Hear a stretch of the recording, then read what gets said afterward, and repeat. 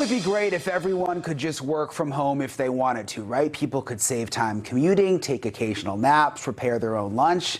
We really got used to it during COVID, but the simple fact is it's just always not that practical. In fact, there are many jobs that you simply can't do from home, and yet there is a growing frustration among many young employees who feel entitled to tell their bosses that they should still be able to work from home if they want to. NBC News is reporting how employees at tech giant Apple have petitioned the company to continue to be able to work from home. They are upset about a recent memo from CEO Tim Cook insisting that Apple staffers in the Bay Area offices report to the office just 3 days a week following Labor Day weekend. The petition read, quote, "We believe that Apple should encourage, not prohibit, flexible work to build a more diverse and successful company where we can feel comfortable to think different together." Well, some employers are starting to push back on staffers' insistence that they continue to work from home. The Los Angeles Times published an article titled, "You may soon have to take a pay cut for working from home." It explains, quote, some employers arguing that working from home is a benefit that should be offset by lower salaries. The New York Times recently published a report focusing on growing tensions between employers who expect staff to come into work and employees who are insisting they continue to work remotely in the comfort of their own homes. The story compares how employees that live in smaller, more regional cities are already regularly going into the office, but populations in big cities like New York, well, they are still refusing to come into work. The article is titled, "What Remote Work Debate?"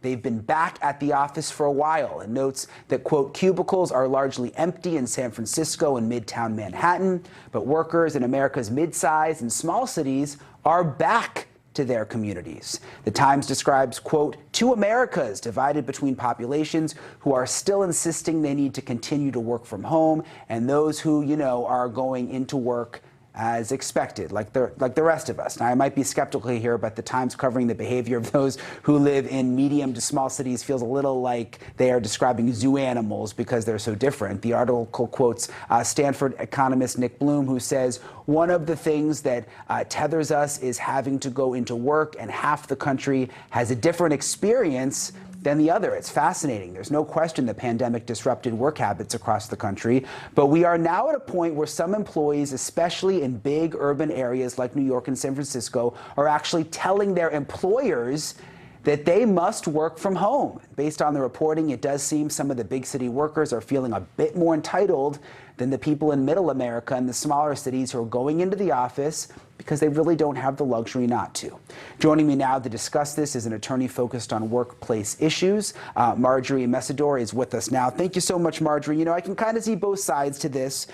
There are people who work from home and are more productive, they're more comfortable, but if your boss says you got to come back to work, it seems like you don't really have a choice at this point.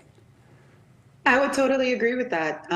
We have to remember that working is a bargain for exchange. It has to be good for the employer and it has to be good for the employee. If the employee simply refuses to return to work and believes that they are entitled to stay home, and the employer doesn't feel that way, then that is not a match, and the employee will simply look for something elsewhere where that can be accommodated. What do you make of this, Marjorie? Do you think this is some young people just feeling a little too entitled, getting a little too comfortable being home during the pandemic? Oh, I wouldn't say that at all. I'm very careful to not call people entitled in that regard, because quite frankly, everybody has the right to self-determination, right? Yeah. We can command whatever salaries we want. We can command whatever benefits and whatever we want. But finding a match is really where the sweet spot is. And in the era of the Great Resignation, employers who want to attract top talent are going to have to make some sacrifices, and that remains being flexible in the types of jobs where people can work from home, if that's a benefit that in that industry that works. And also, there's the argument that going to the office every day, to these big office buildings, the way it's been done for 100 years, might just be old-fashioned. Maybe the pandemic showed us that there's other ways to do it. I mean, definitely the pandemic, right? The necessity created the environment for creativity. You know, all of us were trying to maintain our industries and our bottoms lines the best way that we could based on the restrictions and the circumstances. So with that, we got creative and a lot of businesses were able to effectively work remotely. But that did not translate into every single industry. Certain industries have reported 40% decrease in productivity. So that it remains a large concern. So as outdated as it may seem, there are parts of showing up to work that is a real great benefit to congeniality, et cetera.